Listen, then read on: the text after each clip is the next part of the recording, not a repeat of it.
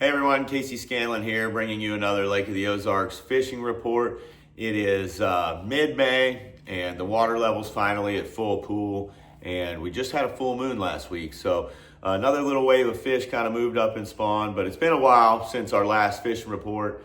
Last time we were on here, fish were pre-spawn, water was cold, water was low, and now we've had probably a couple waves of fish come up and spawn, both the bass and crappie. And, now we've got a lot of fish kind of up on the bank, a lot of fish that are starting to utilize boat docks, and just a ton of patterns going on. A lot of fish, both shallow and deep right now. And, really just a lot going on the lake. A few weeks from now, a lot of these fish will start transitioning out a little bit deeper, but right now we've got a ton of patterns in play, a lot of baits that are working, and in general, the fish are biting. Lots of fish, lots of keepers.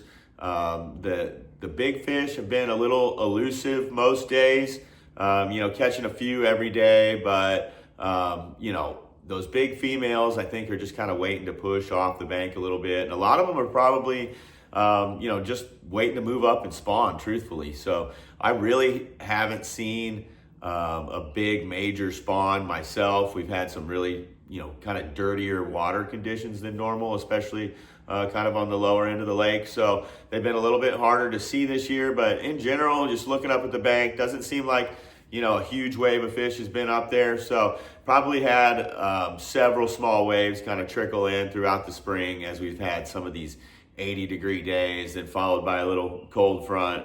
So, I think a lot of fish spawned at different times this year. It's just been a little different than normal, but in general, fish are biting at the lake. Like I said, the water level is up, so there's a lot of cover in the water, walkways. We've got shallow grass and, like weeds and stuff in the water from people's yards and growing up over the spring, and lots of brush, lay downs, things like that. So that shallow, visible cover right now, the fish are, a lot of fish are spawning, guarding fry, just kind of hanging out, up around the bank, any kind of visible cover, shade lines, things like that. And main player for that on my guide trips and just in general this spring has been the Bass Pro Shop Sticko, 5 3/8 inch, green pumpkin. And I've got that rigged on, basically this is a 7-foot medium, I believe medium, 7.2 medium, Johnny Moore's Signature Series, and got a Johnny Moore's Signature Series reel on here as well, and a Hayabusa 1/0 FPP flipping hook. Actually, it's a hook I use for like a drop shot, things like that. And I throw several different hooks on my wacky rigs, but been getting a better hookup ratio on this lately. So been throwing that. It's exposed hook, so you might get a few hang-ups, but usually on this wacky rig, you throw it up there on the bank or towards a piece of cover, and when it lands and sinks a little bit, those fish tend to bite it. But I love this particular worm. Here's an empty bag of them here. They come in 30 packs. They're super inexpensive, they're durable, and they have the perfect fall rate for me and great action. So in my opinion, it's pretty much the best stick worm you can get that I've used. So try those out. Bass Pro Shop Sticko, 5 3/8 inch, green pumpkin. You can throw it any number of ways. We've been throwing it weightless. Some days we put a nail in it, get it down a little bit. You can throw it on a shaky head, throw it on a Carolina rig, Texas rig, doesn't really matter. It gets bit this time of year, but mostly I'm throwing it weightless or with the nail in it. And then I love to Texas rig it or throw it on a shaky head as well. A lot of moving baits are working. We've got a lot of shad that are up there spawning or trying to spawn around really everything from boat docks to, rocky banks in the creeks, on points on the main lake. It really doesn't matter. Look for birds, look for activity on the surface, and, look at your Garmin live scope. You're going to see some fish, following your bait back in on the retrieve a lot of times if you're throwing, let's say a chatterbait style bait or a spinner bait. Been having a success on both of those. Trophy Bass Company Ozark Flash spinnerbait here. Shad pattern, works really well. I've got it on 7'2", medium heavy Johnny Moore's Signature Series, 6/8 to 1 reel. 17 or 20 pound line most of the time. Go big on your line on the spinnerbait. And then chatterbait's been working, and mostly been throwing the reaction baits kind of in the morning, evenings, wind, and you know, you can throw really any number of baits. Square bill, the spinnerbait's been really good, one of my favorite baits. XPS Chatter Bomb. If you haven't tried the XPS line of baits, I know they're a sponsor of mine, but they're really awesome. That Chatter Bomb is a great bait, got a good hook in it. And I love that gold blade. You can't find that in a lot of these stock, it seems like, without changing the you know, skirt out and everything else and kind of customizing it. But let's see, what else has been working? A little bit of top water lately. Buzz bait, been throwing the new buzzer beater buzz bait from Bass Pro Shops as well. Great buzz bait, squeaky, also knocks the head. Jerk bait has been working, and again, looking for shad, looking for rocky banks in general, and boat docks, things like that, and just been working that bait really fast. You know, same way with the spinner baits, same way with the chatter bomb, just kind of covering water, you know, and throwing a variety of crankbaits as well. I haven't had as much success on the crankbait that you really should post-spawn, but that's coming. They're gonna start biting that really well, whether it's like a shallow runner or, you know, a deep diving crankbait. They're gonna start getting on that really well. They're pulling a ton of current through the lake right now. So just kind of in between phases right now. You know, if the fish were completely done spawning, they'd be really relating to that current and feeding heavily, but they're just kind of trickling out there. I'm sure they'll you know, here in the next little while, there's going to be big groups of them that are stacking up on some of these main lake and secondary points. But for now, fish are still kind of spread out. A few on the main lake, a few on these secondaries, and just covering water with some of these reaction baits has been a great way to get bit, especially, you know, low light periods of the day. You could go out there and catch a ton of fish, you know, whether it's around the corners of boat docks or up on these, you know, points or flats, channel banks that have wind pushing on them, lots of shad. You can get bit pretty much anywhere if the shad's present. So look for that going on. Look for those spawning fish still. Throw at light spots, throw behind the docks, throw in between them, you know, in hard to get to places. There's a lot of fish spawning that are in that super shallow, skinny water. Carolina rig's been pretty good. I don't have one out here at the moment, but Carolina rig has been good. Been able to cover some water with it. And you can kind of cover that shallow to mid-range really effectively, especially some of those gravel banks, some of those do-nothing banks that don't have a ton of cover on them, but maybe the fish are transitioning, moving out of these pockets away from the spawn. You're just kind of covering water in between boat docks. Carolina rig can be a great way to do that while still throwing like a finesse presentation. But shaky head's been good.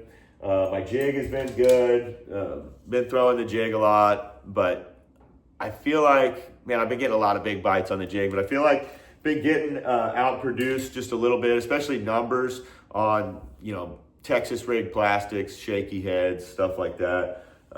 Been throwing a lot of this Bass Pro Shops Finake worm. It's kind of in between. It's a 6-inch, you know, big fat worm. Got a flat backside on it there that gives it a really good fall, and a cupped tail as well. But been throwing that. Bass Pro Shops has had that for years. Been throwing that a long time, and it's just a good mix between like a Magnum trick worm and that Zoom Magnum finesse worm, I guess it is. So this is kind of an in-between size, about that 6-inch size, and really good bait. But been throwing that as well as a cut tail worm, and you know, that's just been getting bit all over the lake. 1/8 ounce to 1/4 ounce shaky head, and you know, it's just been getting bites. So covering water has been the name of the game. The fish have been changing almost every day, and they're going to continue to do so. But a lot of fish feeding, a lot of fish still pre-spawn, I feel like, especially last week before the moon. lots of pre-spawn fish out there kind of on the points. And I think some of those fish are kind of disappearing, so I think some more fish are moving shallow. I've definitely seen more beds this week kind of showing up in some areas that I've fished previously and didn't see a lot of beds. So things are still happening here on the lake. We've got some really good watercolor, so you can get away with a lot of baits like the spinnerbait, the chatterbomb, big crankbaits. You can throw your black and blue, your chartreuses, a lot of different color patterns depending on the area of the lake you're at. But in general, gravois, the lower end of the lake has been kind of the clearest. And then as you get up kind of towards the toll bridge, that water really starts changing color, starts getting really dirty and around that, let's just call it the 12-mile marker or so to the mouth of the glaze, and on up, to the Four Corners area. Has been pretty stained. As you get back in the creeks and coves, it gets a lot more clarity. The water's a little bit more stable, but in general, lower end has been pretty clear. And then the upper end of the lake, we got Truman coming in.